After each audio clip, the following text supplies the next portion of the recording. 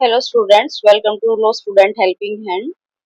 जैसा हमने कल डिस्कस किया था कि हम जो एमसीक्यू सीरीज है बिहार एपीओ के लिए वो स्टार्ट कर रहे हैं। तो आज हम अपना बीएससी का सेशन ले रहे हैं फर्स्ट 1 to 50 सेक्शन के तक के बीच में।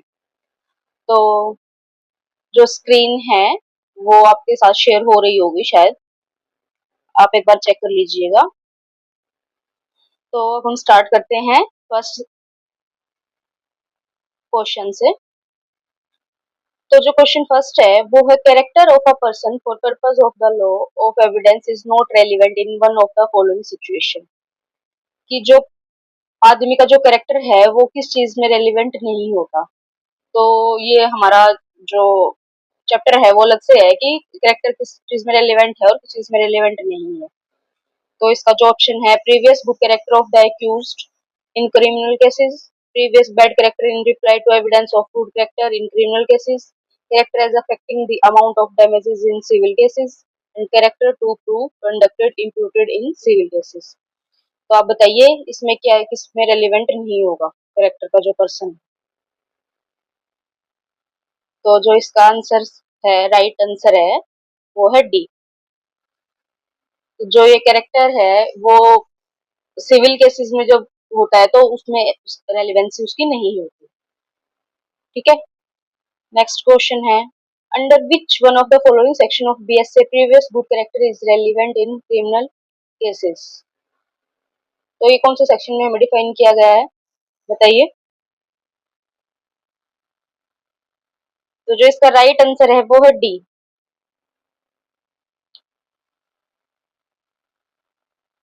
47। Next question under section 41 clause 2 of the BSA disputed electronic signature of any person can be proved by।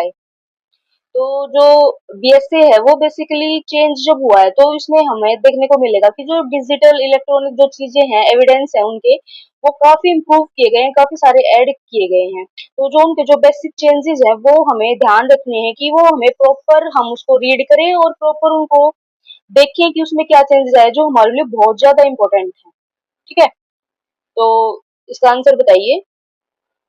आप एक बार इस क्लोज टू को अच्छे से रीड कीजिएगा, इसमें से एमसीक्यू जरूर बनेगा। तो इसका आंसर है सी। नेक्स्ट आइए under which of the following section of the BSA opinion as to digital signature is relevant. तो ये किस सेक्शन में हमें दिया गया है। तो जो इसका आंसर है वो है सी, सेक्शन 41 क्लोज 2। ये हमें बताता है कि जो डिजिटल सिग्नेचर्स के जो ओपिनियन है वो हमें वो रेलिवेंस होते हैं इस सेक्शन के अंदर। नेक्स्ट है when the court has to form as an opinion as to the electronic signature of any person, the opinion of the certifying authority which has issued the electronic signature certificate is। कि जो electronic signature है वो certifying authority है जो उसको relevancy को बनाती है। तो वो जो रेलिवेंस है या नहीं है, तो वो क्या है, जो उनका ओपिनियन है सर्टिफाइंग अथॉरिटी का इलेक्ट्रॉनिक सिग्नेचर सर्टिफिकेट को लेकर, तो वो क्या है, तो वो रेलिवेंट फैक्ट है। क्योंकि बीएसए ने जो डिजिटलाइजेशन है उसके ऊपर बहुत काम किया है और बहुत सारे एडिट करे हैं। तो नेक्स्ट क्वेश्चन है for the purpose of section 39 to which of the following shall be considered to be an expert. जो सेक्शन 39 का क्लोज 2 है वो कौन से एक्सपर्ट को कंसिडर्ड करते हैं, कंट्रोलर को करते हैं, एग्जामिनर को करते हैं या ऑनर को करते हैं। तो इसका सही आंसर बताइए। तो जो इसका सही आंसर है वो है एग्जामिनर। आप इस चीज का ध्यान रखिएगा, एग्जामिनर है इसमें, इस सेक्शन में एग्जामिनर है और जो सर्टिफाइंग अथॉरिटी होती है उसका कंट्रोलर होता है। तो ये पजल करने वाली चीजें हैं, आप इनको एक बार ध्यान में जरूर रखिएगा। नेक्स्ट है opinion of an expert under section 39 of BSA. जो एक्सपर्ट के ओपिनियंस होते हैं वो क्या होते हैं, conclusive proof, not a conclusive proof, and supportive and corroborative in nature और नॉट एडमिसिबल, इसका बताइए। तो जो ये ओपिनियन होते हैं ना, तो वो कंक्लूसिव प्रूफ होते हैं, ये ओनली सपोर्टिव एंड कोरोबोरेटिव नेचर होते हैं, मतलब इनको रिबटेबल किया जा सकता है।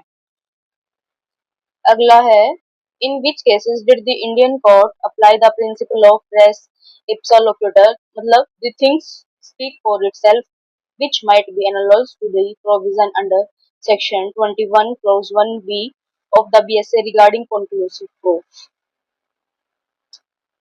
तो ये किस केस में बोला गया है? जो केस लॉज हैं वो हो सकता है डिफरेंट भी आए, लेकिन जो केस लॉ है वो हमारे पेपर में काफी इंपॉर्टेंस रखते हैं, तो आप एक बार इनको जरूर रीड आउट कीजिएगा। हमने कोशिश करी है कि थोड़ा केस लॉ ज्यादा डालें अपनी तरफ से, आप एक बार इनको जरूर देखिएगा। तो इसका आंसर है Kishore Singh versus state of Rajasthan. The report of a medical officer stating the injuries of the victim is, वो एडमिसिबल है या नहीं है?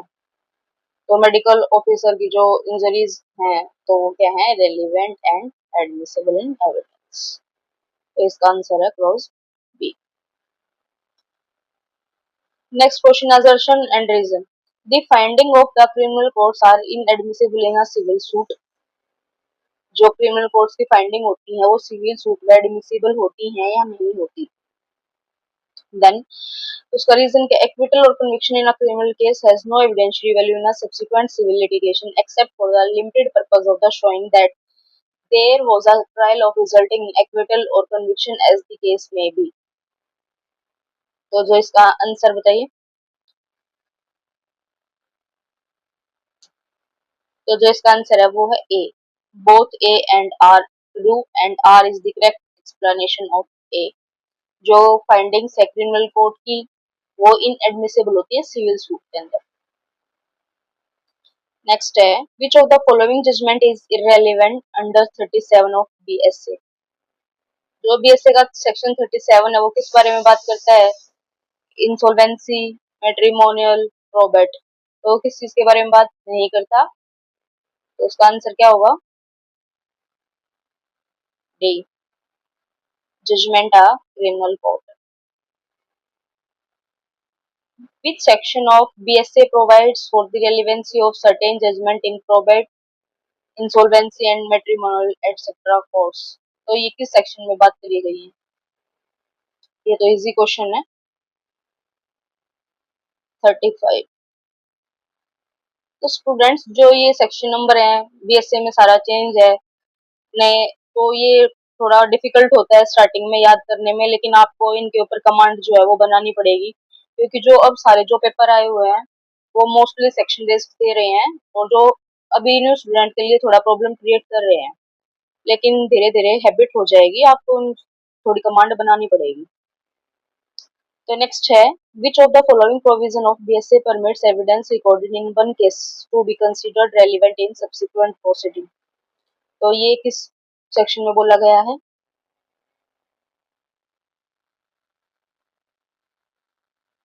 27।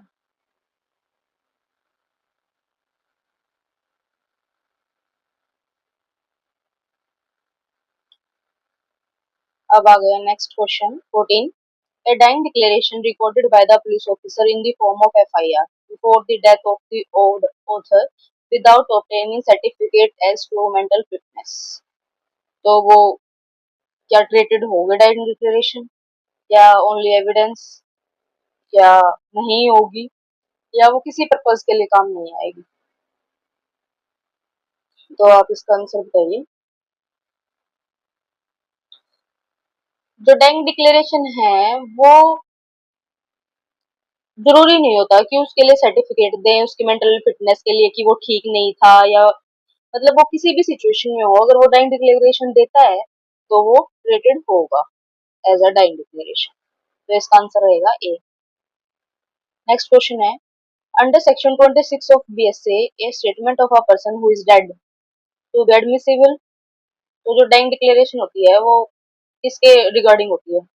अपनी डेथ के लिए, समवन एल्स डेथ के लिए, या फिर किसी कोज के लिए, तो वो किस चीज के लिए होती है? तो इसका सही आंसर बताइए।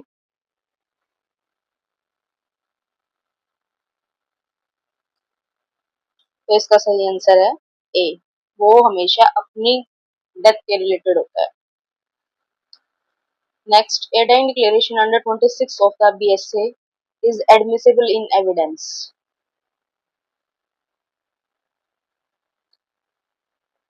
ऑप्शन है reduced into writing, even when it is made to a police officer, only when it is made to a judicial magistrate, and only when it is made to an executive magistrate. तो किसके सामने जब ये दी जाती है तो कब admissible होती है, इसमें ये पूछा गया है। तो जरूरी नहीं है डाइंग डिक्लेरेशन जो है वो राइटिंग में हो, जरूरी नहीं है कि वो जुडिशियल मजिस्ट्रेट के सामने ही दी जाए या फिर एग्जीक्यूटिव मजिस्ट्रेट के सामने दी जाए। इवन हम पुलिस ऑफिसर के सामने या फिर रैंडमली भी किसी पर्सन को दे रहे हैं तो जो डाइंग डिक्लेरेशन है वो एडमिसिबल हो जाएगी। तो जो इसका राइट आंसर है वो है B. Next, in one which one of the following a dying declaration is admissible? तो जो डाइंग डिक्लेरेशन है वो क्रिमिनल प्रोसीडिंग में एडमिसिबल होती है या सिविल प्रोसीडिंग में एडमिसिबल होती है? बताइए इसका आंसर। तो जो इसका आंसर है वो है C, both civil and criminal proceeding. सी।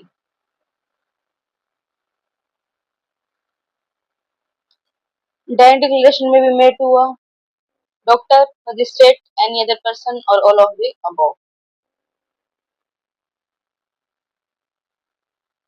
अभी हमने नेक्स्ट लास्ट क्वेश्चन में डिस्कस किया था कि जो डाइंग डिक्लेरेशन है वो किसी को भी दी जा सकती है, तो all of the above. Student देख रहे हो आपके डाइंग डिक्लेरेशन से कितने सारे एमसीक्यू बन रहे हैं। तो जो डाइंग डिक्लेरेशन है वो अपने आप में बहुत ज्यादा इंपॉर्टेंट टॉपिक है, तो आप ज्यादा से ज्यादा इसको एक बार रीड आउट करिए और ये जो एमसीक्यू है एक बार आप दोबारा फिर लगा के देखिए, तभी आपका जो टॉपिक है वो अच्छे से कवर हो पाएगा। तो नेक्स्ट है, a dying declaration can not form the sole basis of conviction unless corroborated, is a weak kind of evidence, stand on same footing as any other piece of evidence, has to be subjected a very close scrutiny for reliability। तो इसमें बताइए, statement based question है ये कि कौन सी statement ठीक है। First में बोला गया है कि ये सोल बेसिस कन्विक्शन नहीं है जब तक ये कोरोबोरेटेड ना हो, तो ऐसा कुछ नहीं है। ये अपने आप में ही एक सोल बेसिस जो स्टेटमेंट है वो अपने आप में ही स्ट्रॉन्ग है, जो कन्विक्शन को जो जो एक्यूज है उसको कन्विक्शन दे सकती है, इसमें कोरोबोरेशन की कोई नीड है ही नहीं। Is a weak kind of evidence, तो ये भी स्टेटमेंट गलत है क्योंकि एक वीक काइंड ऑफ एविडेंस नहीं है, ये एक स्ट्रॉन्ग एविडेंस है। तो फर्स्ट एंड सेकंड हो गई एलिमिनेट। और थर्ड है stand on same footing as any other piece of evidence, ये बिल्कुल सही है।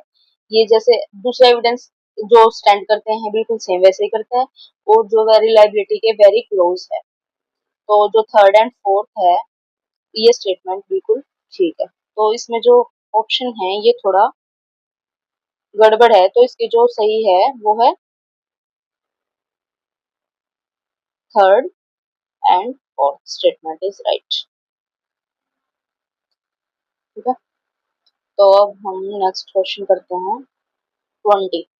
The principle on which a dying declaration is admissible under the BSA is indicated in the legal magazine। dying declaration की जो एक legal magazines है वो इनमें से कौन सी है? बताइए इसका आंसर।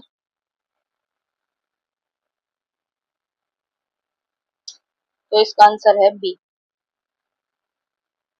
नेमो मोरिटोरियस प्रोसेन्यूटर एंड मैनेटरी। इसका मतलब बताइए क्या है? इसका मतलब है कि which means that a man will not meet his maker with a lie in his mouth, कि जो आदमी मर रहा है, मरने वाला है, वो अपने मुंह से झूठ नहीं बोलेगा। मीन्स कि डाइंग डिक्लेरेशन जब वो दे रहा है तो वो चाह रहा है वो मतलब सच ही बोलेगा कि उसको अब मरना ही है। Question 21, A confession always goes against the maker of it, provided it has been made freely and voluntarily. इसका रीजन है a confession is at inadmissible against a co accused. इसका सही आंसर बताइए. असर्शन है.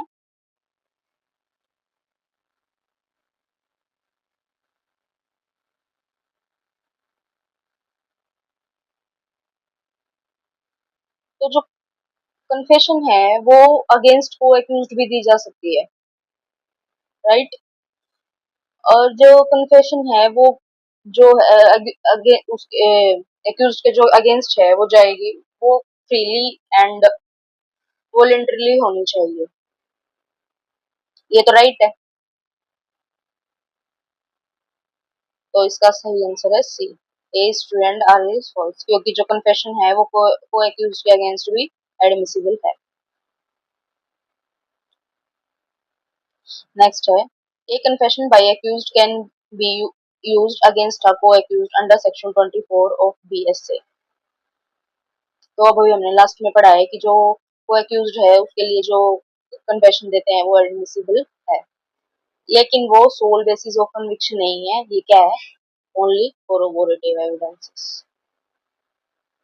नेक्स्ट है under which condition a court में take into consideration the confession of one accused against himself and another person.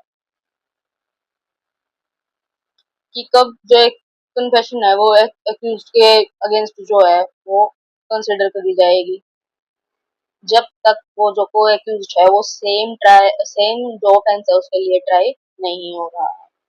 तो answer A.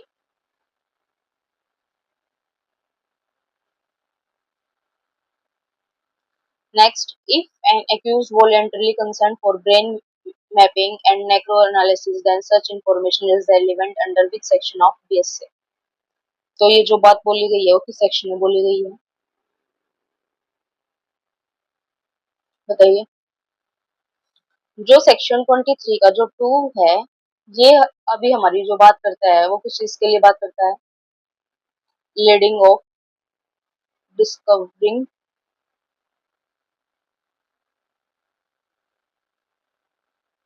Discovery of fact, जिसके लिए जो अब ये प्रोवाइजो में ऐड कर दिया गया है, जो इसका इंडियन एविडेंस में जो सेक्शन था वो 27. तो ये इसका सही आंसर सी है, ये जिसमें बात करी गई है इसके लिए.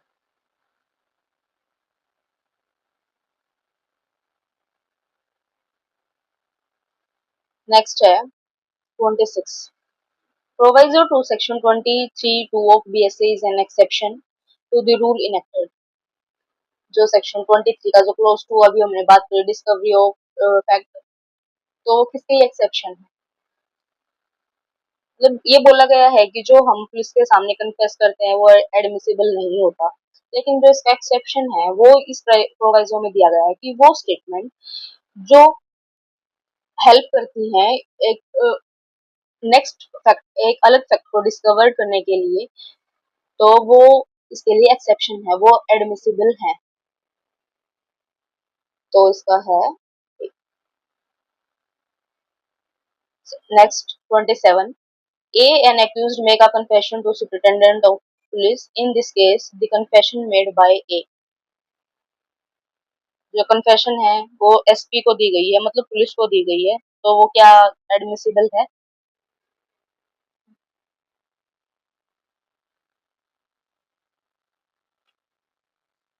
तो वो एडमिसिबल नहीं है, क्योंकि पुलिस को दी हुई confession जो है एडमिसिबल नहीं होती. Next, under which section of BSA the confession before the magistrate is relevant. ये किस सेक्शन में बोली गई है? जो कन्फेशन एडमिसिबल नहीं होती वो है 23 क्लोज 1, जो पुलिस ऑफिसर को दी जाती है, लेकिन जो कन्फेशन मजिस्ट्रेट के सामने दी जाती है तो वो है क्लोज 2. तो राइट आंसर है C. Next, extra judicial confession is voluntary can be relied upon with other evidence, and reason extra judicial confession is a weak piece of evidence. Extra judicial confession क्या होता है? जो judicial officer के सामने नहीं दी जाती, वो किसी अलग आदमी को दी जाती है, किसी भी एनी अदर पर्सन। तो जो इसका सही आंसर है वो है ए, और ये भी टाइप ऑफ एविडेंस होता है। नेक्स्ट है, A commits a crime and goes to police officer, he make confession and give other information, A charged with the offence the confession. कि जो पुलिस ऑफिसर है उसने सॉरी जो एक ए पर्सन है उसने क्राइम कमिट किया और वो पुलिस ऑफिसर के पास गया, तो वो कन्फेस कर रहा है कि भाई मैंने ही क्राइम किया है। तो जो ये जो उसने स्टेटमेंट दी है तो वो क्या प्रूव्ड होगी कन्फेशन के पुलिस के सामने? तो ये आंसर ए क्योंकि नहीं होगी, क्योंकि जो पुलिस के सामने कन्फेशन होती है वो इनएडमिसिबल होती है। ठीक है। तो नेक्स्ट क्वेश्चन है 31, a person after committing crime confess while intoxicated the commission of crime under BSA, this confession is relevant and admissible। तो ये किस सेक्शन में बोला गया है?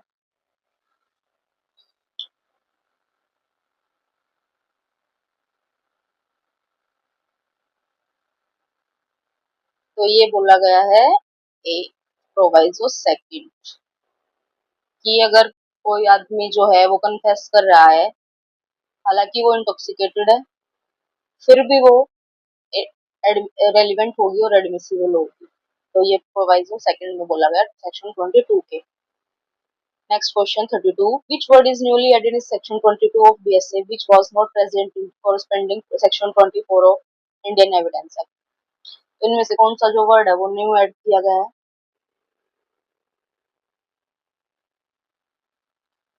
Answer is person.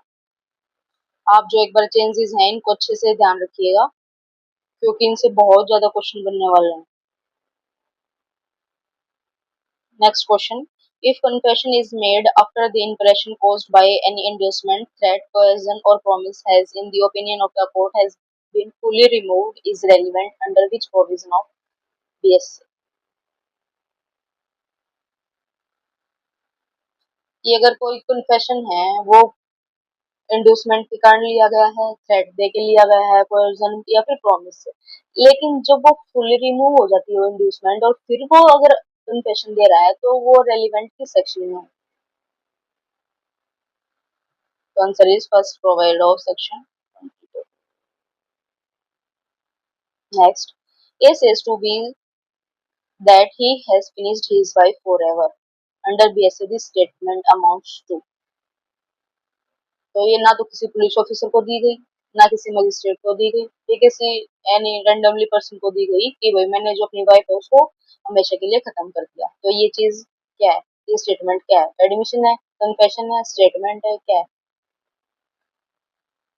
तो ये कन्फेशन, क्योंकि कन्फेशन जरूरी नहीं है कि हम सिर्फ मजिस्ट्रेट को दें, एनी किसी रैंडम पर्सन को भी हम जब अपनी जो बात है उसको एडमिट कर रहे हैं, कन्फेस कर रहे हैं, तो रेलिवेंट है, एडमिसिबल है। Next, an admission constitute a, क्या है admission? Substantive piece of evidence है, कोरोबोरेटिव पीस ऑफ एविडेंस है, कंक्लूसिव प्रूफ है, क्या है? तो जो एडमिशन एडमिशन है वो है सब्सटेंटिव पीस ऑफ एविडेंस।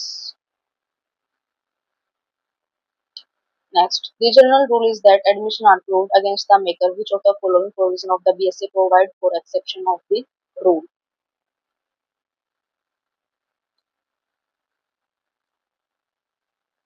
जो एडमिशन है वो जो अगेंस्ट है मेकर के, तो ये जो एक्सेप्शन है वो किस सेक्शन में बोली गई है? ये है 19। Next, which can not make admission, कौन एडमिशन नहीं कर सकता? एजेंट पार्टीज के, या फिर वो पर्सन जो इंटरेस्ट ड्राइव करते हैं, या फिर एडमिशन बाय को डिपेंडेंट, या फिर those person who have been made umpires by the parties to the case. तो सही आंसर बताइए इसका कि जो को एडमिशन कौन नहीं कर सकता? तो इसका आंसर है सी, जो को डिपेंडेंट है वो एडमिशन नहीं कर सकते किसी के बिहाफ पर। Next, price statement when operates as admission, option है a price statement is one's own interest में भी evidence, a price statement adverse to one's interest would be evidence, a price statement not adverse to one's interest would be evidence. तो इसका answer बताइए।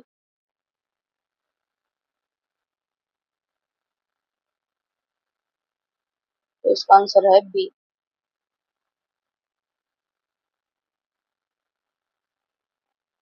Next, with respect to admission under the BSA, choose the true statement about propositions।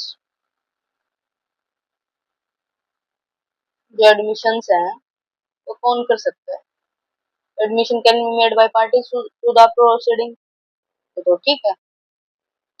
Admission can be made by agent of the parties who are authorised expressly only, तो जो ये only है ये गलत है।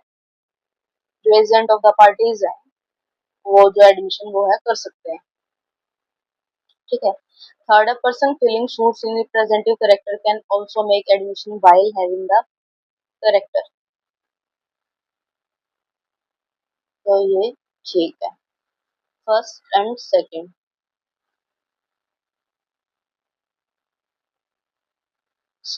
तो फर्स्ट और थर्ड जो है वो ठीक है और सेकंड जो है वो गलत है, तो आंसर इज सी। नेक्स्ट है, statement made by an agent to any party to the proceeding are admission,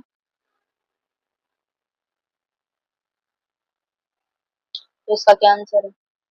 in all circumstances, if the court regard under the circumstances of the case that an agent is expressly authorized by the principal to make them, or if the court regard under the circumstances of the case that the agent is expressly or impliedly authorized to make them, तो जो agent है वो expressly और impliedly both situation जो authorised है अपना admission बनाने के लिए, तो इसका सही आंसर है जो सी।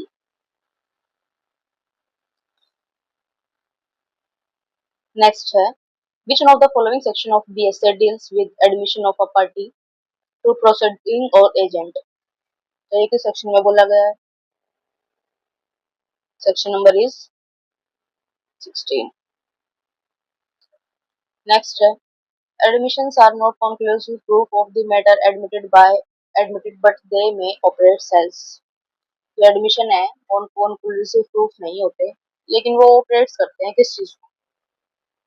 एस्ट्रोपल, मतलब रोक देते हैं कि वो जो उसने एडमिशन किया है, जो उसने स्टेटमेंट दी है वो उससे मुकर नहीं सकता और मना नहीं कर सकता कि मैंने ऐसा नहीं बोला, तो उसको स्टॉपल कर देता है, स्टॉप कर देता है। नेक्स्ट है, S used Y for damage done by a dog of Y which Y knew to be ferocious. That fact, the dog had previously beaten A, B and C। जो ऐसा है उसने चूज करा है Y को कि उसके जो डॉग ने उसको जो है बाइट किया है, और Y जानता था कि ये फेरोसियस है और उस डॉग ने पहले भी A, B, C को बाइट किया हुआ है, तो जो ये है जो फैक्ट है वो रेलिवेंट है या नहीं? तो रेलिवेंट, क्योंकि A, B, C को भी उसने बाइट किया हुआ है।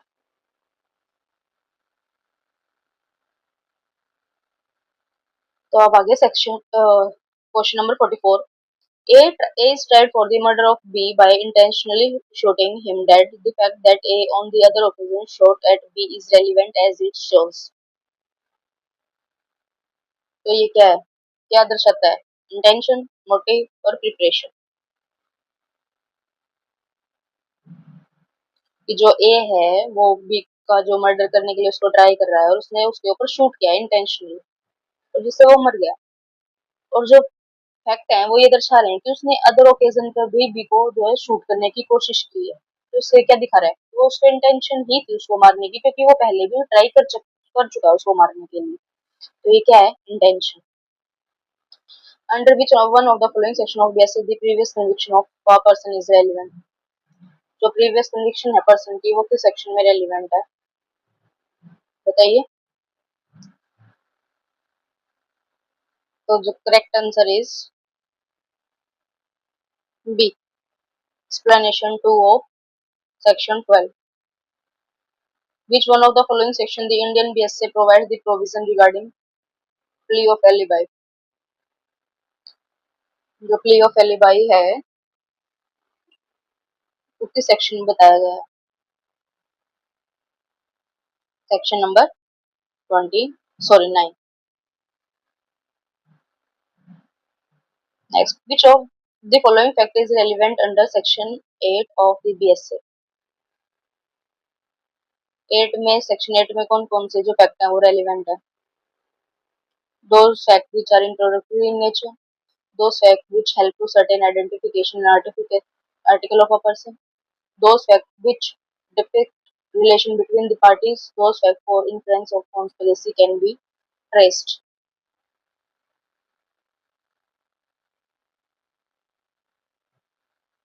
So the section 8 है, those facts from which inference of conspiracy can be traced is the right answer. Next, under the BSA, anything said, done or written by a conspirator when the conspiracy is afoot is relevant against the co-conspirator on the basis of the doctrine of.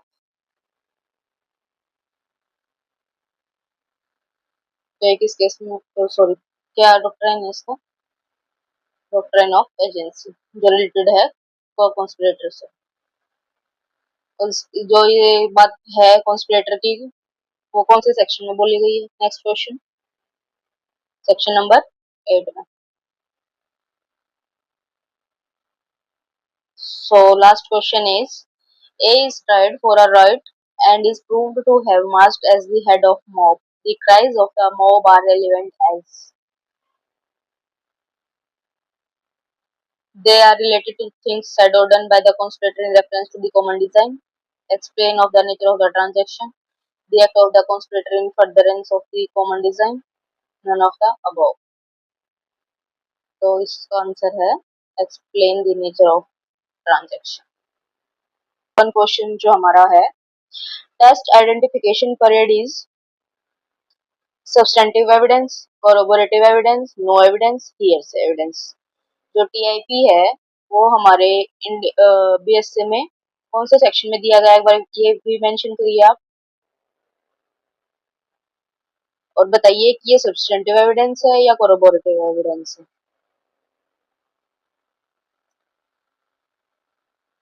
तो इसका answer है B, ये कोरोबोरेटिव evidence है। तो ये कोरोबोरेटिव evidence है not substantive. मतलब इसके बेस पे हम कन्विक्शन नहीं कर सकते, हमें दूसरे एविडेंस को प्रूव करने की नीड पड़ेगी, कोरोबोरेट उसको करना पड़ेगा तभी हम टीआईपी को एडमिसिबल बना सकते हैं। तो ये किस सेक्शन में बोला गया है? नेक्स्ट क्वेश्चन यही है हमारा, तो ये है section number 7। Next the question is whether A owes B rupees 10,000. The fact that A asked C to lend him money and B said to C in A's presence and hearing, I advise you not to trust A, for he owes B rupees 10,000, and that A went away without making any answer is A. बताइए क्या relevant fact है, irrelevant fact है, fact in issue, none of the above है। आप ये भी mention कीजिए कि कौन से सेक्शन नंबर की इलस्ट्रेशन है और हमें ये क्या शो कर रही है कि जो ए है वो बिना कोई आंसर दिए वहां से चला गया। तो ये क्या शो करता है हमें? ये हमें शो करता है कंडक्ट। जब ए बिना बताए वहां से गया है तो ये इसने क्या किया, इसका कंडक्ट है ये, तो ये इसका रेलिवेंट फैक्ट है।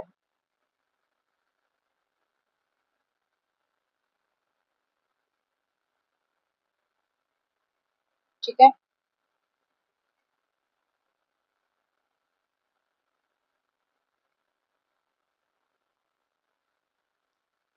नेक्स्ट है X is prosecuted for the murder of Y. During trial, evidence is adduced that X and Y had verbal altercation in which accused has threatened to kill Y. The fact that soon after the threatening statement, X has purchased same knife which was used to stab Y is admissible as of BSA.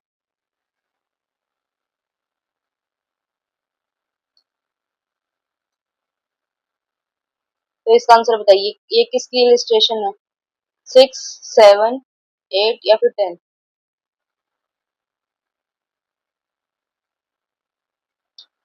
तो ये भी क्या show कर रहा है हमें कि X has purchased the same knife which was stabbed used to stab him। तो इसका आंसर है 6, सेक्शन नंबर 6। तो ये भी हमें कंडक्ट दिखा रहा है। Next question, under which section of BSA the conduct of the accused is relevant. तो जब हम ऊपर कंडक्ट की बात कर रहे हैं तो और कंडक्ट किस सेक्शन में है? 6 में। Next, which one of the following is not inclusive in section 6 of the BSA for relevancy। तो जो हमारा सेक्शन 6 है वो किस किस की बात करता है? इसके लिए ट्रिक भी है, आप उसको रेफर कर सकते हैं। PCM, preparation, conduct and motive. तो इस जो इंटेंशन है इसको हम एलिमिनेट करेंगे, ये इसमें नहीं है इंक्लूसिव। ये 3 है, motive, preparation and conduct, PCM। आप इसको रेफर कर लें कि याद रहेगा आपको। Next, any fact constituting a motive or preparation for any fact in issue। कि कोई फैक्ट जो कॉन्स्टिट्यूट कर रहा है मोटिव और प्रिपरेशन किसी भी फैक्ट इन इशू से रिलेटिंग, तो वो क्या है? जब हम ऊपर बात ही कर रहे हैं कि प्रिपरेशन है, मोटिव है, कंडक्ट है, तो वो क्या है? रेलिवेंट है। तो सही आंसर इसका रेलिवेंट फैक्ट होगा। नेक्स्ट है, in which of the following cases hearsay evidence is not admissible. आपको पता है बीएसए में हियरसे एविडेंस कहीं भी डिफाइन नहीं है, लेकिन एडमिसिबल है कुछ एक्सेप्शंस में। तो इसमें वही दिया गया है कि एक्सेप्शन भी दिए गए हैं लेकिन किसमें एडमिसिबल नहीं है। तो इसके ऑप्शन है statement of expert expressed in treatise if the author is dead और कैन नॉट बी फाउंड। ये इसमें तो है, हियरसे एविडेंस है। Where eye witness told the fact to another person statement of that person. ये बताइए है कि कोई भी आई विटनेस है वो बोलता है कि मैंने किसी और से सुना है, मैंने किसी और को देखा है, तो वो है या नहीं है। नेक्स्ट है, this statement is of deceased person when it relates to cause of his death. ये तो डाइंग डिक्लेरेशन में आ गया कि कोई भी डिसीज्ड पर्सन है वो अपनी जो डेथ का कॉज है वो खुद बता रहा है, तो वो तो डाइंग डिक्लेरेशन है। If this statement is a part of transaction in issue, तो ये भी आ गया। तो इसका सही आंसर है बी, क्योंकि हियर से एविडेंस के लिए जो मेन है वो यही है कि जो हम खुद अपनी आंखों से देखते हैं वही जाके हम बताते हैं। ये नहीं कि मेरे को उसने ये बताया था तो वो हम उसको एडमिसिबल करा रहे हैं, तो कोर्ट इसको एडमिसिबल नहीं करेगा। हियर से एविडेंस मस्ट से कि हमने जो सुना वही हमने बताया। तो इसका सही आंसर बी होगा। Next, a fact is relevant. कब होंगे fact relevant? If it is mentioned in the pleading, if it is mentioned in the document relied by any of the parties, it is connected with the fact in issue as to form part of the same transaction। तो बताइए कब होंगे? The right answer is C। Fact जो है वो relevant तब होंगे जब वो सेम ट्रांजेक्शन में चल रहे होंगे, और सेम ट्रांजेक्शन से रिलेटेड हमारे पास सेक्शन है बीएसए में। तो बताइए आपको कौन सा सेक्शन है? सेक्शन नंबर 4, रिलेटिंग टू रेस्ट जस्टिस। नेक्स्ट क्वेश्चन हमारा यही है कि रेस्ट जस्टिस एप्लीकेबल वो किन केसेस में है? Civil cases, criminal cases, civil as well criminal. इसका आंसर है civil as well as criminal. रेस्ट जस्ट आपको पता होगा कि क्या होता है, आई होप, क्योंकि ये हमारी एमसीक्यू सीरीज हम इतना डेप्थ में नहीं जा पाएंगे अभी। तो इसके लिए जो अगर आपको समझना है कि हमारे जो बेसिक जो टॉपिक हैं वो हम साथ साथ कवर करते चले, तो आप मेरे को कमेंट कर सकते हैं कि आपको इस चीज में प्रॉब्लम आ रही है, तो हम साथ साथ उनकी वीडियो भी करके हम आपको वो क्लियर आउट कराते हैं। Next is the criteria for rest justice. कि जो रेस्ट जस्टिस का क्राइटेरिया है वो कहाँ कहाँ तक है? proximity of time and place, community of purpose and continuity of action। Only time and place पे चलेगा, पर्पस और एक्शन। तो जो हमारा रेसिस्ट है वो तीनों पर काम करेगा, तो ये है ऑल ऑफ द अबव। इसमें कंफ्यूजन हो सकती है आपको ओनली टाइम एंड प्लेस देखी, बट इसका जो करेक्ट आंसर है वो डी है। नेक्स्ट है relevance is question of law and can be raised at any time, question of law but can be raised at first opportunity, question of law which can be waived और question of procedure which can be waived. तो इसका answer था कि relevancy कब हम raise कर सकते हैं कि क्वेश्चन ऑफ लॉ है या क्या है।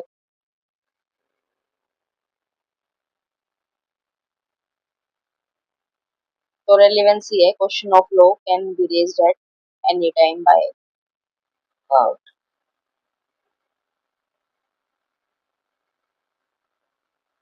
Next question, this section of BSA define relevant. जो रेलिवेंट है वो किस में बताया गया है, जो हमारे बीएसए में है। अभी ये जो डेफिनेशंस हैं उनके क्लोजेस जो है वो सारे चेंज कर दिए हैं, तो आपको बहुत अच्छे से इनको पढ़ के जाना है पेपर में, क्योंकि जो डायरेक्ट क्वेश्चन है और सेक्शन बेस्ड क्वेश्चन है वो 101% बहुत रेलिवेंसी रखते हैं आप एग्जाम के अंदर, क्योंकि सब कुछ जब नया चेंज हुआ है तो यहाँ से क्वेश्चन आने की जो प्रोबेबिलिटी है वो बहुत ज्यादा है।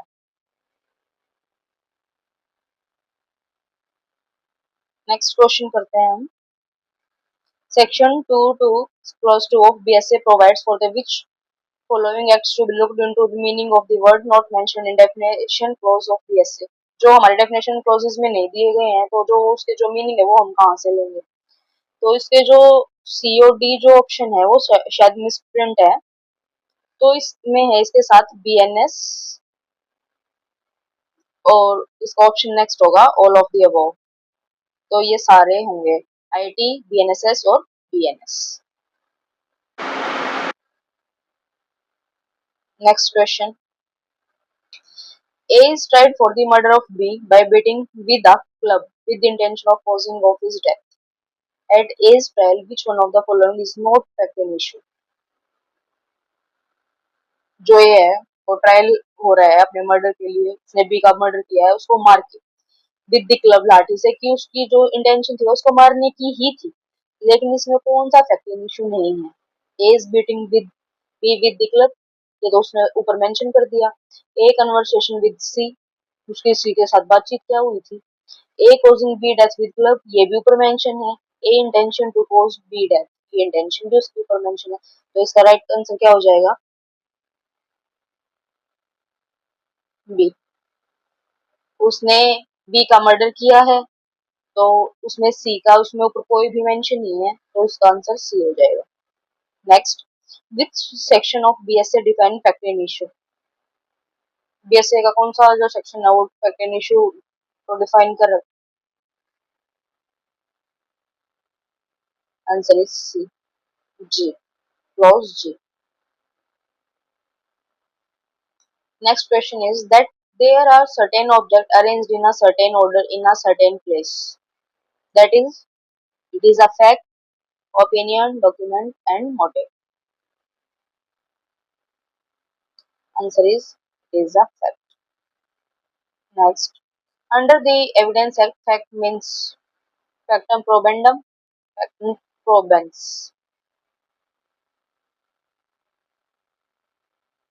Answer is C, both A and B. Next, this section of BSA defines fact. Fact किसमें बताया गया है, क्लॉज 1F। आप इसको ऐसे भी याद कर सकते हैं, फैक्ट फैक्ट से एफ से, और किस में डिफाइन किया गया एफ में। Next, an evidence sort through unfair means. जो एविडेंस हमने अनफेयर मींस से लिए हैं क्या वो एडमिसिबल है या नहीं है, या फिर डिस्क्रिप्शन ऑफ कोर्ट से हो सकते हैं या वैलिड ही नहीं है, तो इसका आंसर क्या होगा, answer is admissible if relevant. अगर वो रेलिवेंट है तो वो एडमिसिबल होंगे, ऑल्दो वो अनफेयर मींस से लिए गए हैं। या फेयर मीन से लिए गए, दैट इज नॉट कंसिडर्ड। तो answer is B. Next, circumstantial evidence must satisfy the following test. जो सर्कमस्टांशियल एविडेंस है क्या सेटिस्फाई करता है? आपको पता है कि सर्कमस्टांशियल एविडेंस जो है वो हमारे बीएसए में कहीं डिफाइन नहीं है, ऑल दो हम उसको कंसिडर करते हैं। कैसे?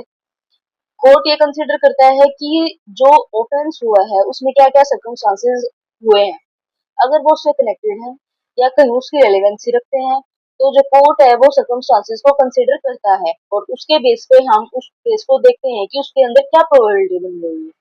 ठीक है, तो इसके जो ऑप्शन है, these circumstances from which an inference of guilt is to be drawn must be cogently and firmly established.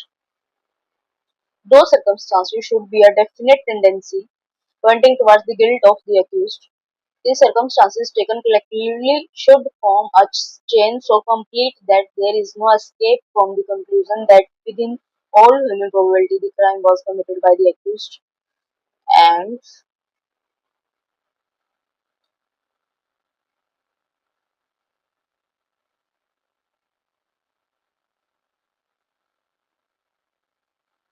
शायद इसका भी एक मिसप्रिंट है और डी ऑप्शन है इसका, all of the above, all of the above। तो बताइए इसमें क्या इसका आंसर होगा? The answer is D. जो कोर्ट है वो सारे सर्कमस्टांसेस को जो है वो सेटिस्फाई करेगा, तब कोर्ट जो है उसको कंसीडर करेगा उन सर्कमस्टांसेस को। Right. Next question is, BSA does not expressly mention about. आपको पता है ओरल एविडेंस है, डॉक्यूमेंट्री एविडेंस है, सेकेंडरी एविडेंस है, सर्कमस्टेंशियल एविडेंस नहीं है, अभी जैसे मैंने आपको बताया। आप साथ साथ इसके सेक्शन नंबर भी मेंशन कर लीजिएगा अपने नोटबुक में, ताकि आपको पता रहे कि मेमोरी आपकी, जैसे जैसे आप जितना रिवाइज करोगे आपको उतना ज्यादा बेनिफिट होगा अपने एग्जाम में, क्योंकि अभी जो नए सेक्शन है वो याद करने में हमें बहुत ज्यादा प्रॉब्लम हो रही है अभी। Right. Next is which section of BSA defence evidence. तो इसकी भी ट्रिक है, जैसे फैक्ट था क्लोज एफ और एविडेंस है close E. Next, which illustration of section 2 clause 1d is newly introduced in BSA? बताइए। It is very depth question, इसको अच्छे से चेक कर लीजिएगा एक बार। जो क्लोज डी है रिलेटेड टू डॉक्यूमेंट, तो इसकी इसमें एक इलस्ट्रेशन ऐड की है बीएसए ने, तो इलस्ट्रेशन नंबर उसमें पूछा गया है कि कौन सी इलस्ट्रेशन नंबर है, दैट इज 6। आप प्लीज अपना बैग अपने साथ रख लीजिए और उसमें आप मार्क करते चले, जिससे आपको याद रहे कि वो क्वेश्चन था और हमें हमने उसको ठीक किया था या उसको गलत किया था, आप उसको पॉइंट आउट कर लीजिए। Next, N inscription on a metal plate और स्टोन, क्या है ये? फैक्ट है, डॉक्यूमेंट है, ओपिनियन है, मोटिव है? That is document. ये भी इसकी इलस्ट्रेशन है डॉक्यूमेंट की। लेकिन जो 6 नंबर की है वो क्या है, वो एक बार आप देखेंगे अपना बैग खोल के। Next is 76, which section of BSA defence document. अभी मैंने ऊपर आपको बताया डी। तो ये बहुत सारे जो डेफिनेशन है आप उसको बहुत ट्रिक से याद कर सकते हैं। Fact F, evidence E, document D. ये तो साथ के साथ अब लगता है मेरे को याद हो ही गए हैं आपको। Next is B section of BSA defines not proved. बताइए किस सेक्शन में बताया गया, किस क्लोज में बताया गया है ये?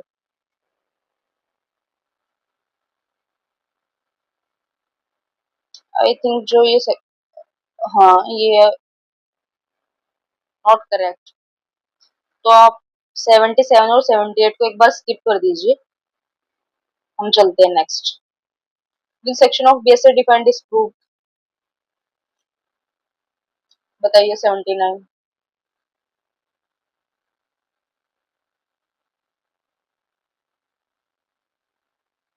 Answer is B,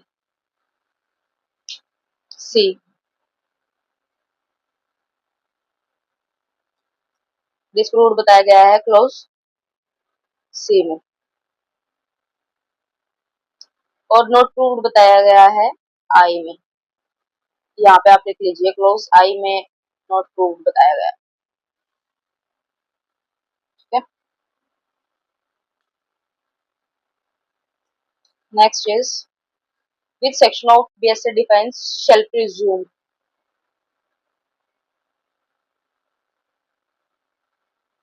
shell presume किसमें बताया गया है? एल, ये एल है। तो आप इसको भी ट्रिक से याद कर सकते हैं, शेल डबल एल, तो इसका आंसर आ गया एल। और प्रूव्ड 78, ये इसके ऑप्शंस हैं जो गलत है। प्रूव डिफाइन किया गया है जे में। तो आप एक बार मेरे साथ रिवाइज कर सकते हैं, जैसे fact F, evidence E, document D, shall presume L. ये तो मेरे हिसाब से याद हो गए। डिसप्रूव साउंड किसकी आ रही है? सी, दिस, तो क्लोज सी। आप ऐसे करके इनको याद कर लीजिए, आपके लिए ये बहुत ज्यादा बेनिफिट होंगे। Next is 81। whenever it is provided in the BSA that the court may presume a fact, it is may presume a fact. Whenever it is provided in the BSA that the court may presume a fact, जब court किसी चीज को presume करता है, उसकी description होती है कि वो उसको प्रिज्यूम करे या ना करे, राइट? तो इसका आंसर क्या हुआ?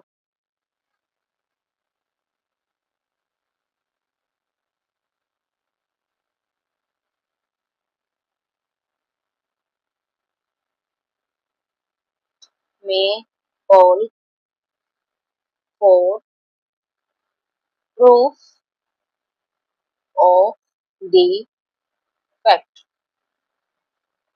कि जो कोर्ट है उसकी डिस्क्रिप्शन है कि वो पार्टी को वो फैक्ट प्रूव करने के लिए बुला सकती है। कोर्ट बाउंड नहीं है, कोर्ट ओनली प्रिज्यूम कर सकती है, और जो फैक्ट है वो कंक्लूसिव प्रूफ नहीं है। तो जो ये ऑप्शन है ये गलत है। May call for the proof of the fact, ये इसका राइट आंसर है। नेक्स्ट इज कंक्लूसिव प्रूफ किस किस सेक्शन में डिफाइन किया गया है?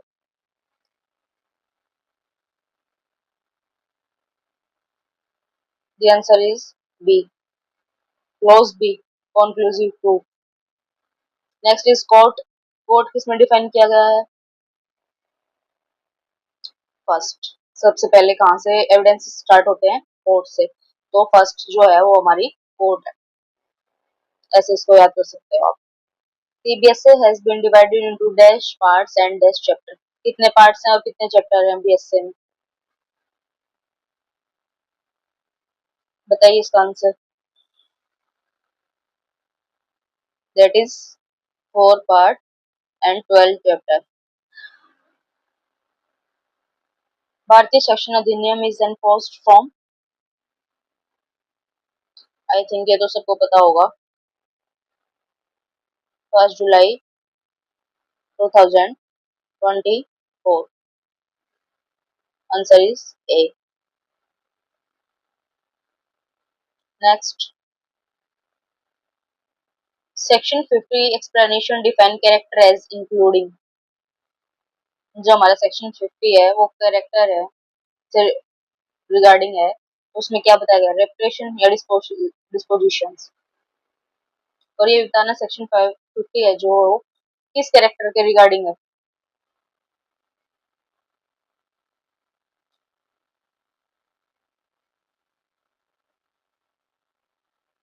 Answer is C, both. Next, under section 49 BSA a previous conviction is, ये तो शायद हमने लास्ट क्लास में भी डिस्कस किया था कि प्रीवियस जो कन्विक्शन है वो रेलिवेंट है या नहीं है। Answer is B, relevance as evidence of bad character. Only bad character में इसको रेलिवेंस मान कंसिडर करेंगे। Next, the policy underlying section 47 is,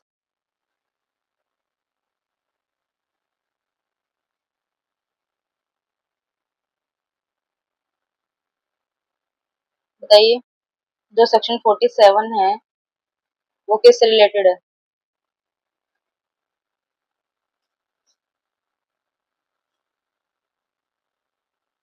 जो सेक्शन 47 है वो किससे रिलेटेड है?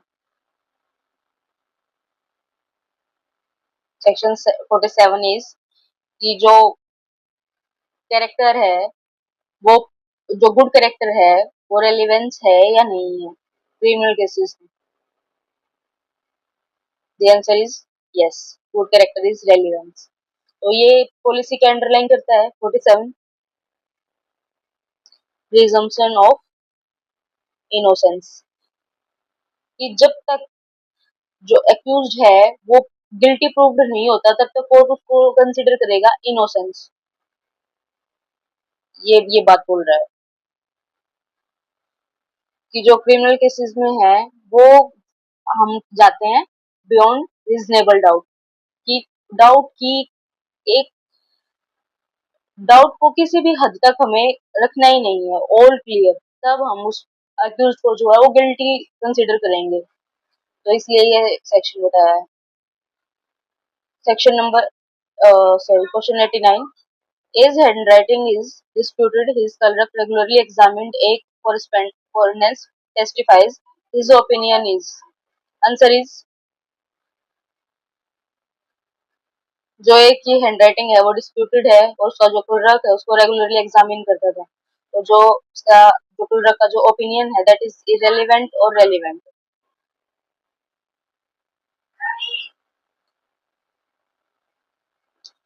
That is relevant, that is relevant under section 41 explanation. Next is opinion of examiner of electronic evidence under IT Act 2000 is, जो examiner का opinion है electronic evidence को लेकर वो रेलिवेंट किस सेक्शन में है?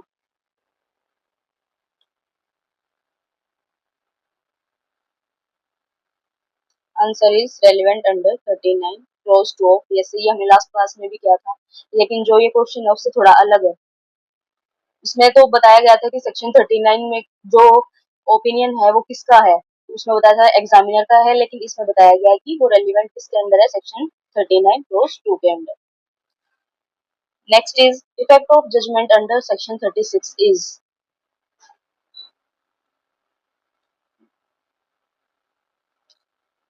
जो 36 की जो जजमेंट है जिसमें अंडर सेक्शन 36 जो जजमेंट होती है वो क्या है?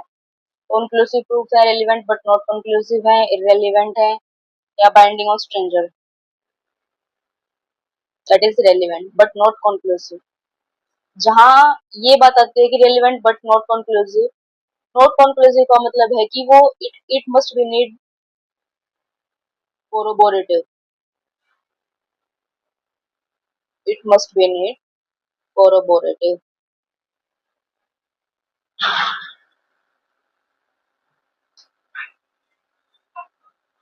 Next is which section provide of conclusive proof,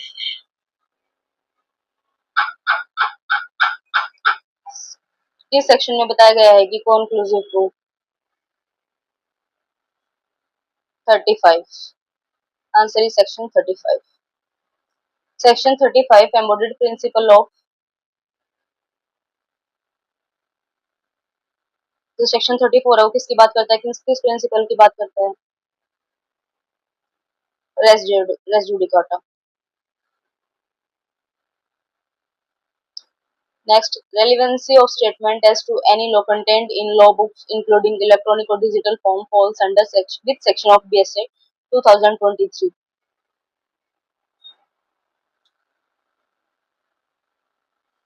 Section number 32. आप ये सारे सेक्शन नंबर अपने बैरेक्ट में मार्क करते चलें और आपको इनको क्लास खत्म होने के बाद दोबारा चेक करना है और दोबारा एक बार इसको याद करना है, वरना तो ये आप भूल जाओगे और फिर एग्जाम में फिर आपको गिल्ट फील होगा। Next is how many clause are there in section number 26 of BSA. जो सेक्शन 26 है वो मोस्टली डाइंग डिक्लेरेशन के साथ पढ़ते हैं हम, तो उसमें क्लोजेस कितने हैं? It is very depth question. Answer is C, 8 clause हैं। अपना बैरेक्ट साथ में रखो। Next is statement of relationship by blood marriage और descent based are admissible if. जो स्टेटमेंट है या तो बाय ब्लड दी जा रही है या मैरिज से या फिर कोई डिसीज है, तो स्टेटमेंट कब एडमिसिबल होंगी? जब वो डिस्प्यूट से पहले बनी है, क्योंकि कोर्ट तब कंसिडर करेगा जब उसमें फ्रॉड के चांस बिल्कुल भी ना हो। Next, admission not conclusive proof but may stop provides in which section of BSA 2023। कल हमने डिस्कस किया था कि जो एडमिशन है वो हमें स्टॉप करता है, डॉक्ट्राइन ऑफ एस्टॉपल।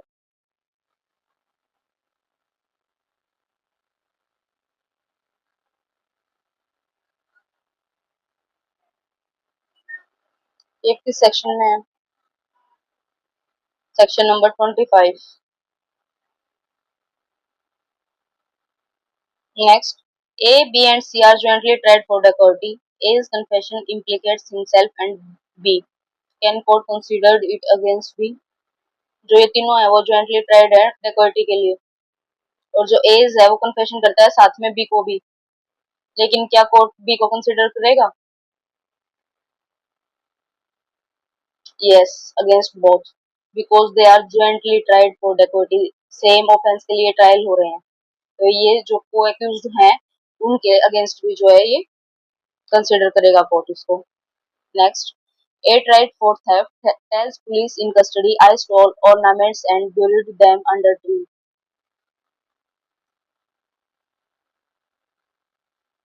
ये स्टेटमेंट है जो एडमिसिबल है, लेकिन ये किसके अंडर है आप ये भी इसको मेंशन कर लीजिए। It is related to section number 23 clause sorry proviso, is related to discovery of fact,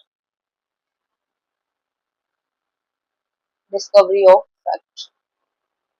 तो डिस्कवरी ऑफ फैक्ट में कौन कौन सी जो स्टेटमेंट है एडमिसिबल होती है? इसने बोला कि आई स्टोल ऑर्नामेंट, ये है कन्फेशन और इसने दिया है पुलिस कस्टडी में, तो it is not admissible. But buried them under tree, ये उसने बताया है कि मैंने उनको पेड़ के अंदर छुपाया है, तो ये क्या है? Discovery of fact. तो आई स्टोल ऑर्नामेंट कन्फेशन है, it is not correct. I buried them under tree, that is correct. तो आंसर इज का B. Next, which expression gives the court discretion to accept a fact as proved or demand proof? Court की description है कि वो fact को accept करे तो या फिर उसको प्रूव की उसको डिमांड करे कि आप उसको प्रूव करें। अभी हमने डिस्कस किया पीछे, that is way presume. 101, which of the following provision in the भारतीय साक्ष्य अधिनियम 2023 addresses evolving issues of digital admissibility more directly than the Indian Evidence Act? भारतीय साक्ष्य अधिनियम में जो डिजिटल एडमिसिबिलिटी को लेकर और क्या ज्यादा जो इशू है वो इवॉल्व किए गए, किस चीज को ज्यादा प्रेफरेंस दी गई है मोर देन इंडियन एविडेंस है? Electronic signature certificate, voice mail and email as document, newspaper, endorsement on negotiable instruments. Comment on your chat box.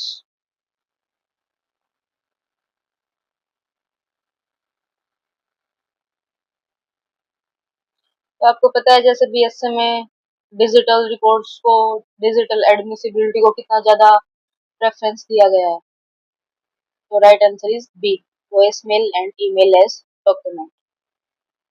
Next, Bharatiya Sakshya Adhiniyam updates illustration to include which of the following new evidence format? कौन सी illustration को update करा गया है जिसमें new type of evidence को format को include किया गया है, और ये कौन से सेक्शन नंबर में illustration को ऐड किया गया है ये भी बताना, मेंशन करना।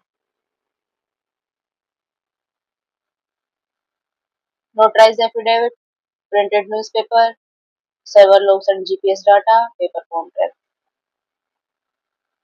तो इससे आप आइडिया भी लगा सकते हैं कि जो डिजिटलाइजेशन को ज्यादा प्रेफरेंस दिया गया है तो obviously server logs and GPS data is correct answer. Which of the following key evidentiary doctrines from the Indian Evidence Act continues unaltered in the Bharatiya Saksha Adhiniam? कौन से डॉक्ट्राइन्स को जो के तो रखा है, एलिमिनेट करेंगे इसको। डोलिन पैकेज तो बीएनएस में है, प्रोमिसरी स्ट्रोपल नहीं है, विकारियस लायबिलिटी भी नहीं है, is very easy, that's just it. Next question, which of the following terms appear for the first time in Bharatiya Saksha Adhiniyam and was not originally present in Indian Evidence Act? क्या add किया गया है जो हमारे Indian evidence act में नहीं था? Proof, evidence, electronic record, conclusive proof.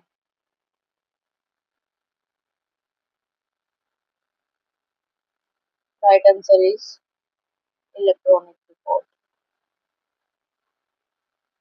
Next, in a trial for cheating, the fact that the accused was in financial distress is option irrelevant fact and inadmissible in evidence, relevant fact but inadmissible, relevant fact and admissible, or irrelevant fact but admissible। Trial हुई है cheating की जिसमें accused है जो financial distress है,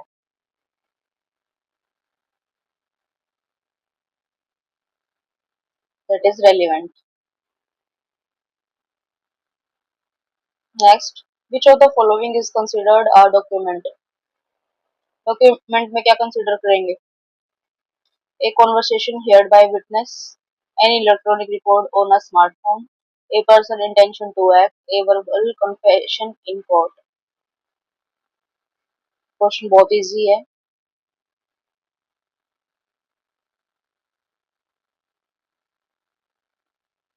answer is B.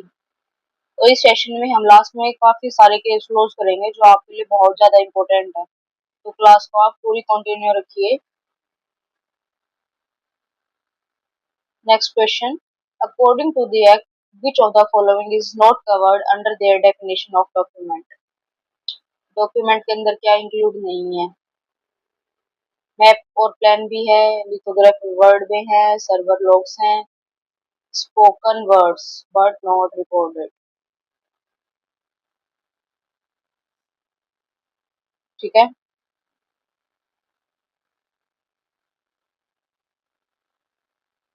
अब आ जाइए next question. Under section 2 close 1 F of the भारतीय साक्ष्य अधिनियम which of following is not a factor? कल हमने किया था क्लोज 1 A F से क्या है? फैक्ट। ई से क्या है? एविडेंस। और बी से क्या है? Conclusive proof. और ये सब हमने कल रिवाइज किया था क्लास में। जिसने नहीं किया, जिसको क्लास देखनी है वो हमारे डिस्क्रिप्शन में भी मेंशन कर देंगे, तो आप उसको ज्वाइन कर सकते हैं, वहां से एक बार गो थ्रू कर सकते हैं।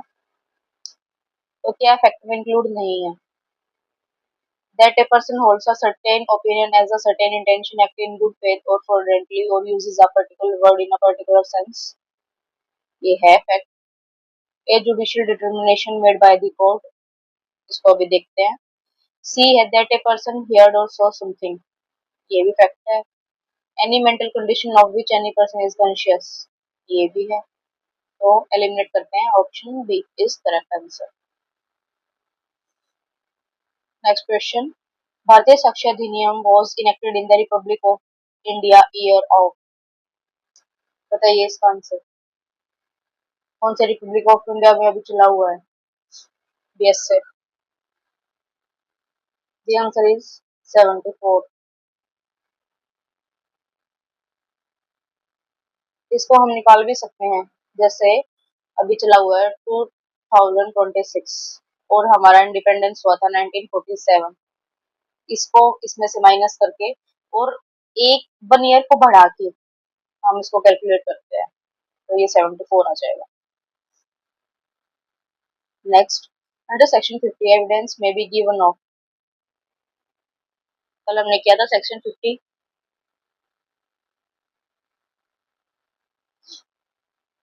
General reputation and general disposition, particular act showing disposition, previous conviction, private life of plaintiff. The answer is A. General reputation and general disposition.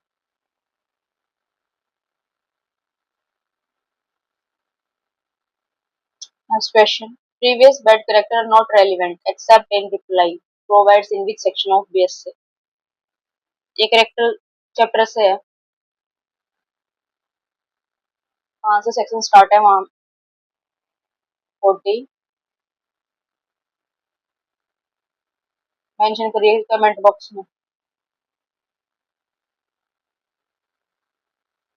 46 to 50। तो ये कौन से सेक्शन में है? 49। ये आंसर है इसका।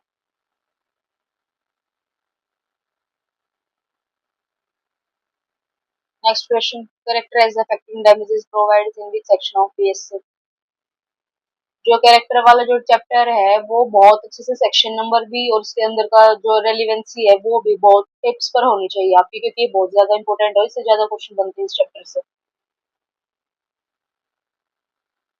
Section 50, answer is B.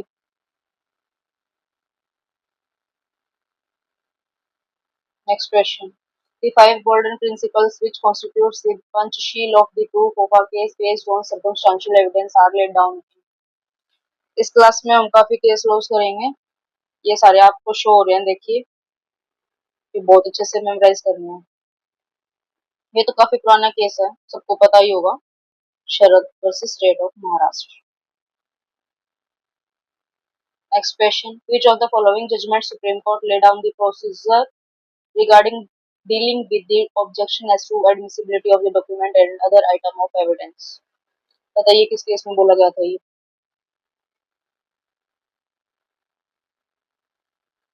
जो डॉक्यूमेंट के एडमिसिबिलिटी को लेकर जो ऑब्जेक्शंस थे उनका जो डीलिंग प्रोसीजर है वो किस जजमेंट में बताया गया था?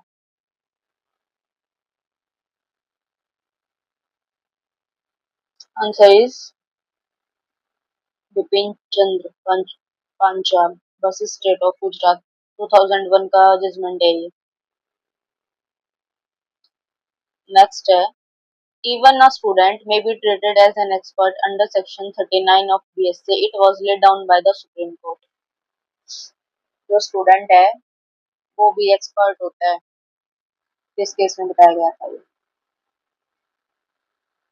इसको हम एलिमिनेट भी कर सकते हैं, जो स्टूडेंट है वो यूनिवर्सिटी में पढ़ते हैं, तो यहाँ से हम इसको आइडिया भी लगा सकते हैं। Answer is C. Next, the case Dudnath Pandey versus State of UP is related to very landmark case. किससे रिलेटेड है ये?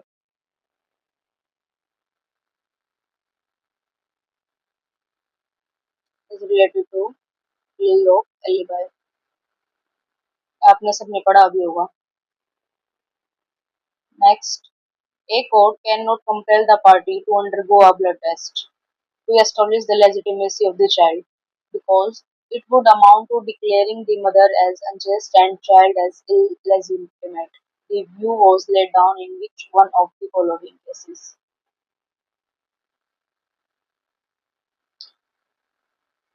कि हम किसी भी पार्टी को अंडरगो नहीं कर सकते ब्लड टेस्ट के लिए कि उसके जो चाइल्ड की लेजिटिमेसी है उसको डिक्लेयर करवाने के लिए, right? Nigamma versus Chikiya, very famous case. आप इन केसेस को क्लास खत्म होने के बाद अपने बैरक में नोट डाउन कर लिए ताकि बाद में आपको ये याद रहे. Next, this statement, in order to constitute a confession under the Indian Evidence Act, must either admit in term the offence or at any rate substantially all facts which constitute the offence. ये Privi council का case है. बताइए इसका answer.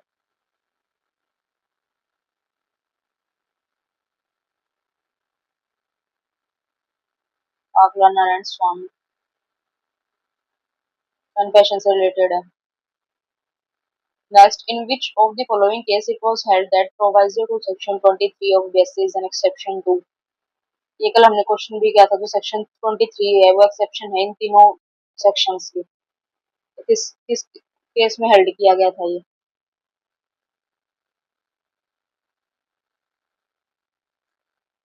कोटाया versus king emperor. Next, confession can be result of self-talk. Communication of confession to another person is not necessary was held in the case.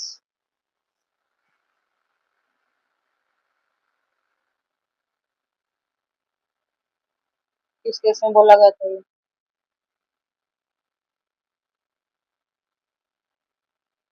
Sahu versus state of UP.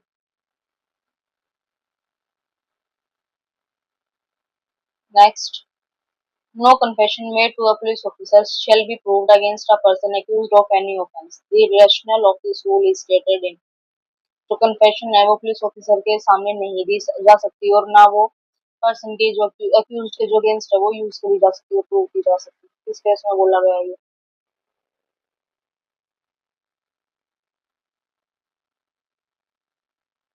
Right answer is B, Queen Empress versus Babulal. जो confession से relating जो judgement है वो काफी puzzle करने के लिए हैं और काफी सारे लैंडमार्क जजमेंट है, तो आप इनको बहुत अच्छे से अपने बैरक में नोट डाउन कर लीजिए. Which one of the following statement is correct? The latest approach towards the evidentiary value of identification parade are laid down by the Supreme Court in Anil Kumar versus State of UP. Anil Kumar versus state of UP में TIP से related है. इस case में क्या बोला गया कि जो जी टीआईपी है वो मैंडेटरी एविडेंस है, डिस्पेंस्ड है, corroborative evidence in criminal proceeding है या फिर evidence to support or to rebut any fact before the court in criminal proceeding. Right answer? Yes, D. Next, which of the following is a leading case on the admissibility of tape recording conversation? Easy है, ये तो आपको आता हुआ. ये RM है, RM. Right answer is RM Malkani versus State of Maharashtra. Next question, which one of the following cases does not relate to dying declaration? कौन सा केस है जो डाइंग डिक्लेरेशन से रिलेटेड नहीं है. क्वीन एम्प्रेस वर्सेस अब्दुल्ला है, पकला नारायण स्वामी भी है, Zafar versus state of UP. इसको भी देखते हैं. Ratan Gaur versus state of Bihar भी है, तो एलिमिनेट है Zafar versus state of UP. Next, in which of the following famous case the expression person in authority has been defined. कौन से केस में पर्सन इन अथॉरिटी डिफाइन किया गया है और ये पर्सन इन अथॉरिटी कौन से सेक्शन नंबर की बात कर रहा है ये मेंशन करिए आप कमेंट बॉक्स में.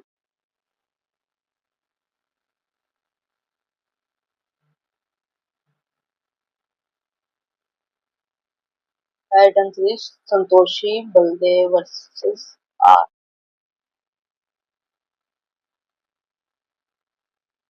Next, in Nandini Satpathy versus P.L. Dhani, the Supreme Court refused to apply American Miranda exclusionary rule because Section 23 Clause 2 of PSA. किससे रिलेटेड है ये.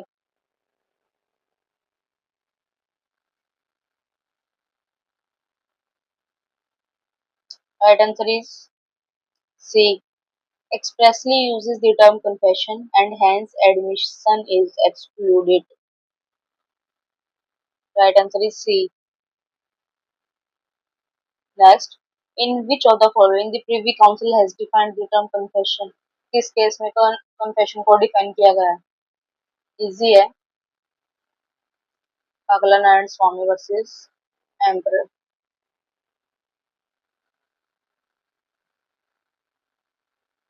B. Next, in which case the Supreme Court pointed out that there was nothing wrong in relying on a part of the confessional statement, inculpatory or self-incriminating, and rejecting the rest exculpatory part made in self-defense. इस case में बोला गया कि जो इनकल्पेटरी statement है वो हम include करते हैं, जो एक्सकल्पेटरी जो स्टेटमेंट है उनको हम रिजेक्ट करते हैं.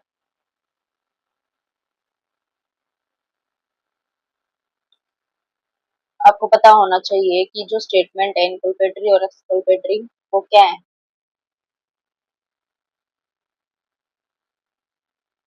इसके लिए आपके जो कॉन्सेप्ट हैं वो सारे बहुत क्लियर होने चाहिए कि ये डेप्थ से भी केस रोज पूछ रहा है.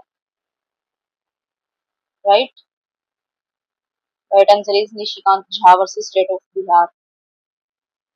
आप ये सारे अपने बैरेक्ट में नोट डाउन कर लीजिए. Next question, the case of Budhsen versus state of UP AIR 1970 Supreme Court is related to. किससे रिलेटेड है ये case? Identification parade. A. Next question. In which case it was held that identification parade do not contravene Article 20 Clause 3 of the Constitution of India, which require that no accused shall be compelled to a witness against himself.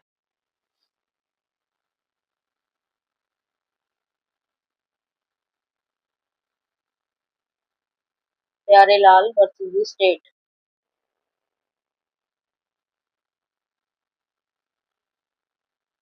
Next question. The constitutional validity of which section of the BSA was challenged in state of UP versus the Omen Upadhyay for the violation of Article 14 of the Constitution. बताइए इसका answer. कौन से section को जो constitutional validity को challenge करता है ये case?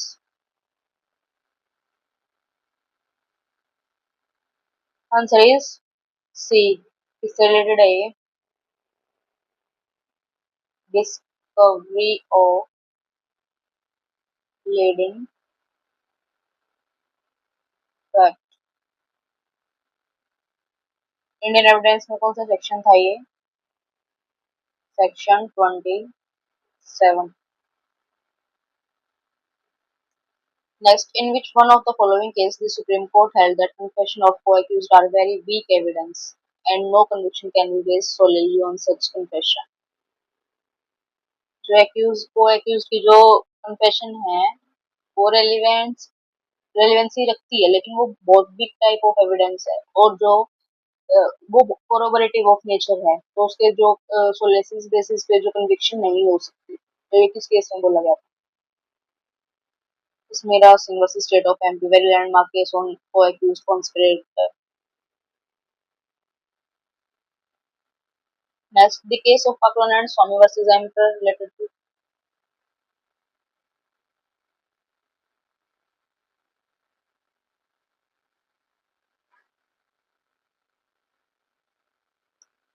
DD, Dying Declaration. Next, Bhuboni Sahu versus Emperor AIR 1949. The case refers to. This related है Bhuboni Sahu versus Emperor.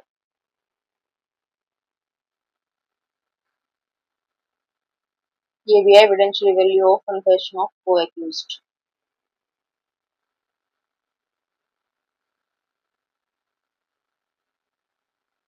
Next, Queen Empress versus Abdullah is related to which of the following under section 6?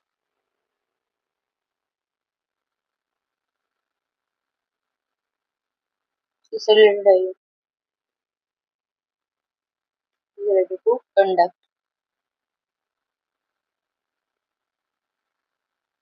Next, which one of the following is leading case on entries in book of account and relevant?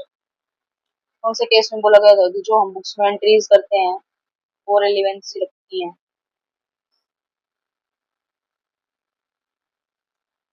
L है, L, Lal Krishna Advani. Right answer is D. Which one of the following is leading case on confession to a person in authority? जो person in authority है वो confession कर सकता है। Which of the following leading case?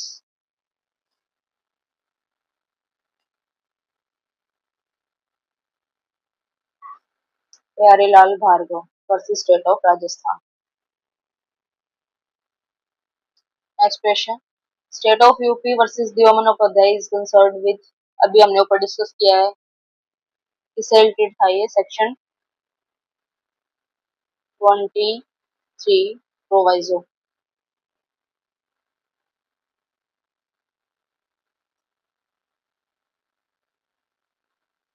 is related to confession.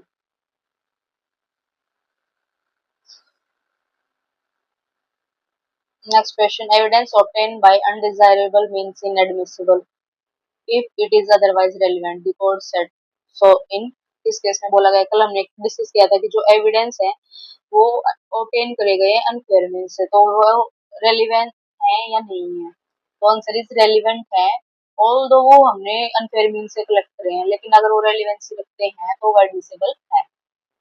तो किस case में बोला गया था ये? Pushpa Devi versus M Jatia. Next, which official document gives authority to enforce the commencement of BSc? कौन सा डॉक्यूमेंट है जो अथॉरिटी देता है एनफोर्स करने के लिए बीएससी को? ये है notification in the official gazette. Next, which sections define terms such as the code, fact, document and evidence? ये सारी डेफिनेशंस हैं, तो किस सेक्शन में बोली गई हैं? Section number 2।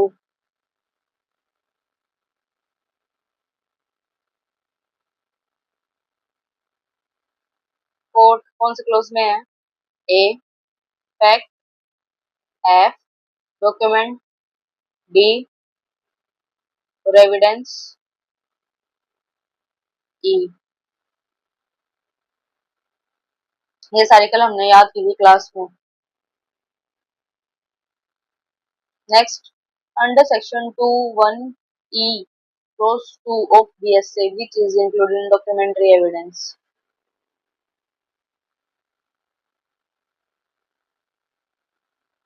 Answer is B. All documents include electronic or digital record produced for the inspection of the court.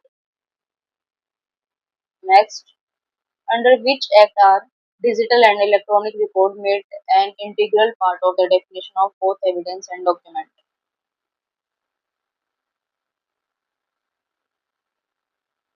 कौन से एक्ट में जो डिजिटल और इलेक्ट्रॉनिक रिकॉर्ड के एडमिशंस की बात की गई है कि वो integral part of the definition है एविडेंस की और डॉक्यूमेंट की? बीएसए, ये सारे इसमें न्यू एडिशन हुए हैं।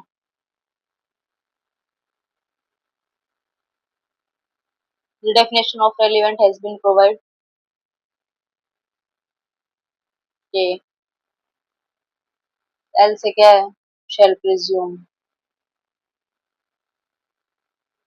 एच से क्या है? may presume। ये सारी आपको नोट डाउन करनी है और सारी याद करनी है, very important. Why was the Indian Evidence Act considered outdated, promoting the creation of PSA? बताइए right answer. It lacked sections on cross-examination. It did not apply to women. It was unsuitable for handling digital evidence and modern crime. It was found unconstitutional by the Supreme Court.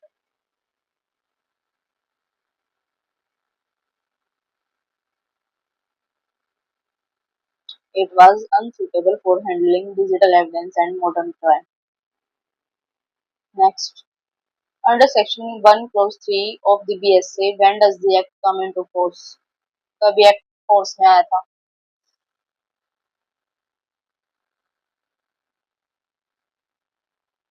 On a date appointed by the central government via notification in the official gazette.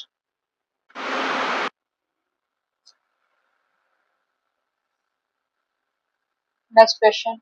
Statement in document relating to family affair are admissible if family affairs से related जो document है, statement है, वो कब admissible होंगे?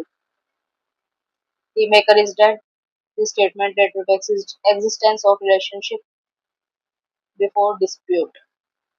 It is very important, जो ये dispute है वो अरोज होने चाहिए बिफोर डिस्प्यूट, तभी ये एडमिसिबल होंगे। Answer is all of the above. Which section 36 of BSc deals with? किससे रिलेटेड है ये? Judgment of public nature not covered in section 35. C. Next question. Fact not otherwise relevant become relevant under section 40 when? कब हो सकते हैं fact relevant?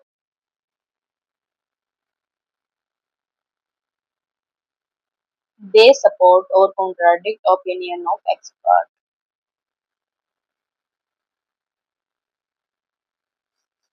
Next question. In criminal cases, previous good character relevant provides in which section of BSA? किस section में बोली गई है ये बात? Section number 47। तो ये हमारे आज 50 क्वेश्चन जो है कंप्लीट हो गए हैं और हमारे 1 to 50 सेक्शंस तक 150 क्वेश्चन हमने कवर कर लिए, जो आपके लिए बहुत ज्यादा हेल्पफुल है। आप इन 150 क्वेश्चंस की हमारे टेलीग्राम चैनल पर मैसेज करके पीडीएफ ले सकते हैं और आप एक बार इनको दोबारा फिर लगाइए। आपके बिहार में आप जब क्वेश्चंस देखेंगे इस सेक्शन से, फर्स्ट सेक्शन से रिलेटेड, तो आपको काफी सारे क्वेश्चन इस पीडीएफ से मिलेंगे। ठीक है, तो आप उसमें हमारे चैनल पे मैसेज कर लीजिएगा और वहां से आप पीडीएफ कलेक्ट कर लीजिए और एक बार आप दोबारा से फिर इन क्वेश्चंस को लगाइए। और हम कल करेंगे सेक्शन 51 टू 100, तो कल से फिर हम आगे के नेक्स्ट और 50 क्वेश्चन डील करेंगे। ऐसे ही हम जल्दी से अपने बीएससी को जो है वो पूरा कवर कर लेंगे। तो अगर वीडियो पसंद आई है, एमसीक्यूज अच्छे लगे हैं, तो आप कमेंट कर सकते हैं, वीडियो को लाइक शेयर और कमेंट कर सकते हैं। थैंक यू, कल फिर मिलते हैं 50 क्वेश्चंस के साथ। बाय।